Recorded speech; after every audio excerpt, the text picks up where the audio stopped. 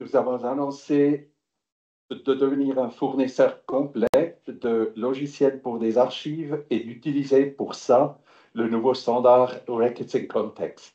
L'année passée, nous avions présenté donc nos nouveaux produits DocuTeam Context pour la description et DocuTeam Sirius pour la diffusion des archives. Comme vous voyez sur ce slide, nous offrons sous la marque DocuTeam Cosmos une gamme complète de logiciels qui donnent ensemble un système OIS complet avec tous les éléments. Mais les composants, ils ont des propres noms parce qu'ils sont aussi des produits autonomes qui peuvent être utilisés en combinaison aussi avec des composants tiers. Nous sommes très contents du grand intérêt que vous portez à nos produits. Nous avons eu un Community Day à Zurich il y a 2 semaines et je peux constater que vous êtes encore plus nombreux aujourd'hui. DocuTeam Context est actuellement le seul logiciel au monde, ça on a pour le moment noir sur blanc, le seul logiciel au monde qui intègre le standard Records in Context et il est déjà dans sa version 1.7. Aujourd'hui, nous approfondirons différents usages de contexte ainsi que le devenir du SIA Atom que nous offrons déjà depuis 2012. Et lors des présentations de cet après-midi, vous pourrez aborder les autres outils pour l'ingest et pour la préservation numérique. Je passe maintenant la parole à ma collègue Gillian Kern et je vous souhaite une excellente journée. Donc, en effet, aujourd'hui, on va un petit peu approfondir cette question de ces systèmes d'information archivistique où on a de nombreux systèmes qui ont des technologies vieillissantes. Donc, je pense que vous avez probablement un système où vous n'avez plus tellement de connexion avec le système informatique. Je ne vais pas citer des noms, mais je pense que vous allez reconnaître des situations existantes. Nous, on a le même problème avec Atom qu'on fournit. C'est un logiciel open source distribué par Artefactual qui est en fin de vie au niveau technologique. Donc, on a encore quelques années devant nous, mais plus beaucoup. Il faut vraiment maintenant que les personnes parmi vous qui avez Atom, que vous vous posez la question pour voir. Donc, il y aura une présentation tout à l'heure sur cette question de Atom qui est absolument fondamentale pour nous parce que on a beaucoup de clients en Suisse romande qui travaillent avec Atom et c'est nous qui vendons Atom. Donc, on est un peu dans une sorte de situation de schizophrénie. La bonne nouvelle, c'est que on a un nouvel outil, DocuTeam Context, qui permet de récupérer ces données et on a beaucoup d'expérience maintenant aussi dans la reprise des données d'inventaire. Vous aurez tout à l'heure une présentation par Yann et Robin sur un retour d'expérience de données d'inventaire dans d'autres systèmes reprises dans Context. Donc, vous pouvez voir Context. Et en effet, cette question de RIC, Records in Context, qui en Suisse est une grande thématique. J'ai été en France au mois d'avril, c'est une non-thématique et au Québec, ça n'existe pas. Enfin, en tout cas, de mes retours d'expérience à moi. En Suisse, on est quand même pas mal dedans. Et juste pour exemple, ici, il y a eu une lettre d'information du portail international d'archivistique francophone du mois de juillet où elle mentionne que, voilà, parmi ces outils, il faut signaler que la société suisse DocuTeam présente désormais un système d'information archivistique basé sur RIC, DocuTeam Context. Cette grande avancée devrait inciter les autres fournisseurs de logiciels en France ou dans d'autres pays francophones à intégrer RIC dans leur offre. Donc, en fait, oui, on est un peu précurseur là-dessus. Et en plus, on a des retours d'expérience plutôt positifs, nous, depuis notre année de pratique. Donc, on est très fiers de faire partie de cette grande avancée. Après, à l'international, c'est vrai qu'on a pas mal de demandes qui viennent d'autres pays. Pour Context, justement, de France, on a aussi les archives nationales de Singapour. On a deux membres de deux personnes de DocuTeam qui sont membres de l'EGAD au sein du Conseil international des archives. Donc, on peut aussi, on a les informations de première main et on peut aussi pousser, donc ça va un peu dans les deux sens. Et puis, on a en France, on aura un partenariat avec Limonade & Co pour diffuser Context à la place de Atom. Donc, si jamais vous êtes en France, je crois que ce n'est pas le cas, mais sachez que vous pouvez aussi contacter Limonade & Co. On va essayer d'avancer avec le. Voilà, donc dans les nouveautés aussi, on essaie de connecter toujours les systèmes de production, que ce soit des jets, que ce soit des applications métiers avec DocuTeam Context. Là, on est en discussion avec plusieurs prestataires pour connecter donc, ces systèmes de production avec Cosmos, donc toujours dans une optique un peu archivage numérique. Donc, dans les cas de figure, il y a Microsoft 365 qui nous préoccupe beaucoup, vous aussi, je pense. On aura tout à l'heure une présentation de Yvan Barrault là-dessus, du point de vue plutôt gestion documentaire, records management, comment accompagner, mais aussi comment récupérer des données de Microsoft 365, sachant qu'on est dans un monde qui bouge beaucoup, on est dans du cloud avec de nombreuses configurations. On a toujours nos bons vieux systèmes de gestion électronique des documents, que ce soit GED ou GEVER, où on a cette interface pour les versements archivistiques qui est utilisée, mais pas toujours non plus. Comment est-ce qu'on fait pour récupérer des données dans une GED qui n'a pas ce connecteur ICH 0160?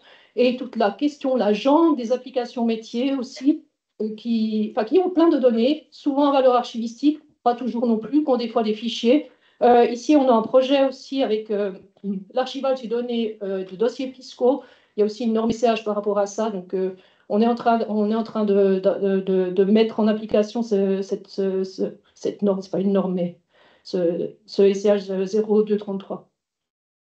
Et on a aussi un outil, chez Mondoco-Team Toolbox, qui sera présenté tout à l'heure, enfin cet après-midi, par Frédéric Noyer, qui permet maintenant d'exécuter rapidement des processus pour récupérer des données.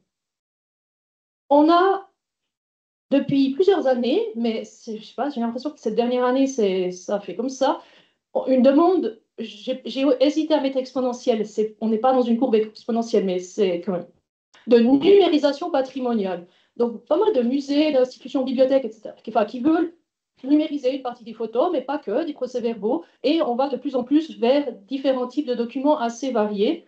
Donc, nous, on se focalise vraiment sur le haute qualité. On ne fait pas de la numérisation de masse standard, mais plutôt vraiment du patrimonial. Et dans lesquels on peut aussi travailler au niveau des archives, donc faire la description de ces documents numérisés. Donc, on a une infrastructure à Baden surtout, mais aussi à Yverdon, qui permet de faire de la numérisation plutôt patrimoniale. Aujourd'hui, ce qu'on a voulu faire, nous, en Suisse romande, c'est remettre l'humain au milieu de tous ces outils.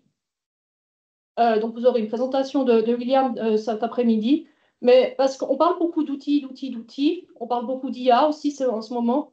En fait, c'est de remettre les outils sont au service, les outils sont développés par des humains qui ont des biais pour des humains. Et d'être conscient de ça, c'est déjà beaucoup.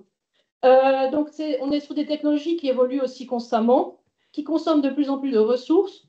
Donc, quelle technologie on utilise? Quand c'est que c'est vraiment nécessaire d'aller vers du plus technologique? Quand est-ce que c'est juste utile? Quand c'est que c'est du gadget? On utilise beaucoup de technologies juste pour du gadget et derrière, ça utilise beaucoup de ressources.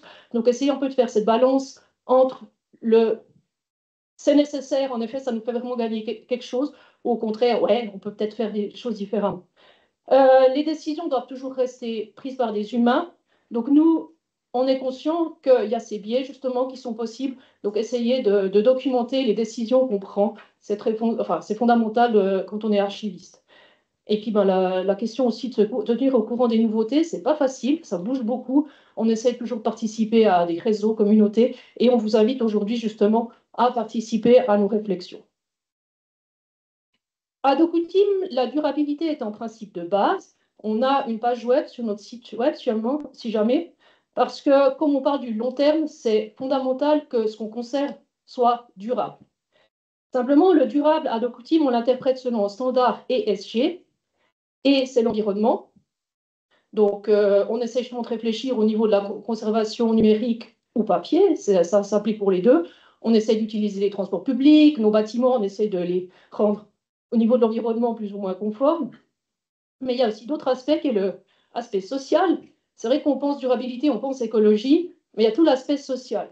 Donc, nous, il y a l'aspect d'avoir une culture d'entreprise qui soit agréable, qu'on conserve les gens, qu'on puisse partager justement ces informations, toute cette nouveauté, qu'on puisse échanger aussi entre nous, avoir un peu cet environnement interne qui nous permette d'être le plus durable possible. Ce qui n'est pas toujours possible parce qu'on est comme une petite équipe, on est une cinquantaine de personnes à DocuTeam, donc des fois on a des gens extrêmement spécialisés. Comment partager des connaissances qui sont très poussées pour d'autres personnes? Et le dernier aspect, c'est la gouvernance. Donc, il faut aussi penser à la gouvernance qu'on pense durabilité. À DocuTeam, on voit ça pour les aspects, enfin, il y a plusieurs aspects. Il y a les relations clients. C'est important pour nous d'avoir des relations durables avec vous, pas juste que vous êtes un client qui venait une fois, puis après vous êtes lâché dans la nature. Donc, on a beaucoup de relations qui sont sur le long terme. Donc, il y a cet aspect-là, relation durable. Il y a tout l'aspect, pour conserver sur le long terme, pour archiver, nous, on se base à fond sur des normes, des standards, des standards, pour que vous ne soyez pas dépendant de nos outils. Donc, il nous arrive quelque chose, si vous voulez plus de nos outils, que vous puissiez partir demain avec vos données. Elles sont vraiment... Donc, on construit tout notre écosystème sur des normes. Et puis, troisième aspect que je voulais mentionner par rapport à la gouvernance, les propriétaires de DocuTeam sont des membres de DocuTeam. Enfin, on est une société anonyme, mais on n'est pas une société anonyme détenue par un grand groupe quelque part, je ne sais pas où dans le monde. C'est nous-mêmes qui sommes propriétaires de notre entreprise. Donc, c'est aussi un peu cet aspect de gouvernance.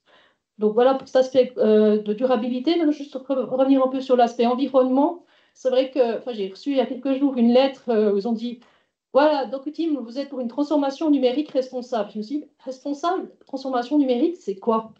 Puis en fait, il y a deux aspects, moi, qui me sont venus en tête.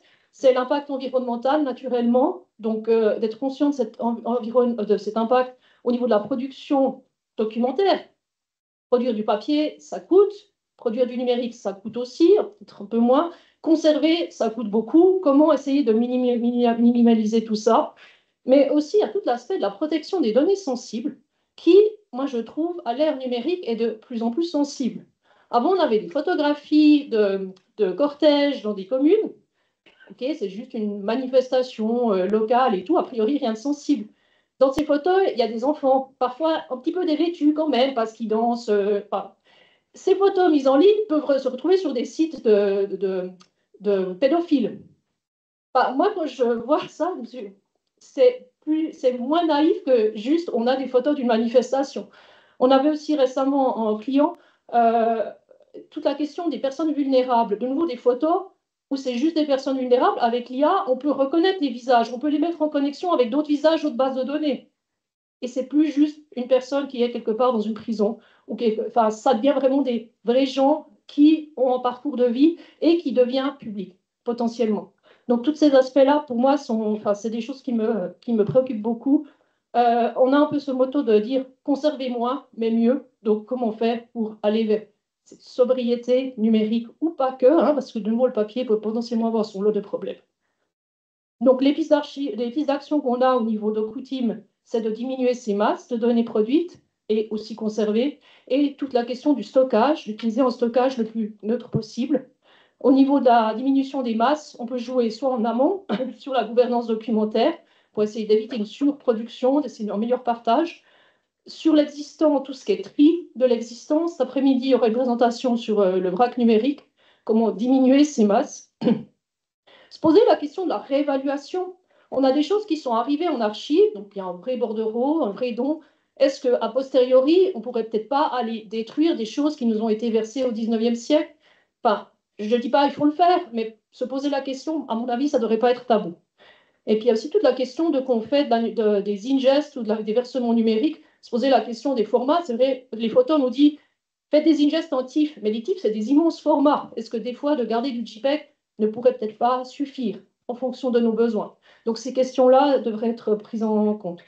Et puis au niveau du stockage aussi, bon, nous, il y a beaucoup de choses qu'on ne peut pas gérer parce qu'on ne gère pas les archives dans nos espaces à nous. Mais si vous avez des bâtiments à climatisation passive, c'est mieux que de faire tourner en appareil pour déshumidifier. On essaye de mutualiser l'utilisation d'instances au niveau de DocuTeam Cosmos, par exemple, si vous êtes si vous êtes une petite commune, on essaie d'offrir une offre partagée pour les différentes communes. Comme ça, on utilise une instance avec des séparations logiques.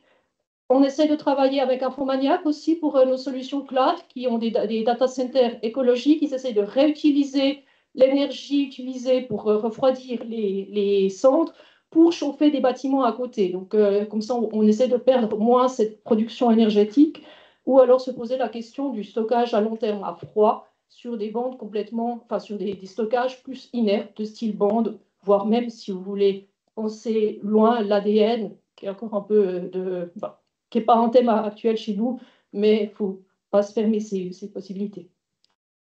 Voilà, donc pour tout ça, on a une équipe qui est complémentaire. L'équipe romande, l'année passée, en informatique, vous aviez Raphaël Barman, qui est caché là-bas. la barbe a poussé depuis la photo, mais vous pouvez le reconnaître quand même. Cette année, on en a 3 autres qui sont aussi parmi nous. Donc, une équipe informatique qui a beaucoup cru, sans compter toutes celles qui abandonnent. On a William, je ne le mentionne pas, qui est là, c'est un peu le chef d'orchestre de cette journée. Hein. C'est lui qui a préparé tout ça. Et on a plein d'autres personnes qui font du travail que vous ne voyez pas toujours, mais qui travaillent dans cette équipe romande, sans compter toute l'équipe de Baden que je ne vais pas citer ici. Le programme d'aujourd'hui, donc je l'ai affiché ici. On a le plaisir d'avoir 2 invités, même 3 invités externes. Basile, il est là. Basile fait partie de Docoutim, il vient de Baden. Donc, en invité de Baden, et 2 autres vraiment externes. Donc, Valeriano Marinelli de la Bibliothèque nationale suisse qui présentera leur projet à la bibliothèque cet après-midi, et Frédéric Noyer, que j'ai vu par là-bas, de Plateforme 10, qui présentera aussi le projet qu'ils ont fait au niveau du musée. Voilà, donc je laisse peut-être le projet, non, je vais après mettre le programme ici. Merci beaucoup pour être venu, pour vous intéresser à ce qu'on offre, pour les collaborations qui sont toujours passionnantes.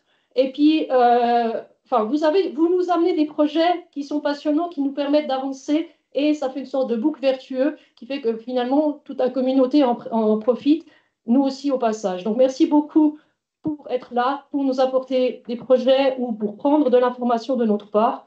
Et puis voilà,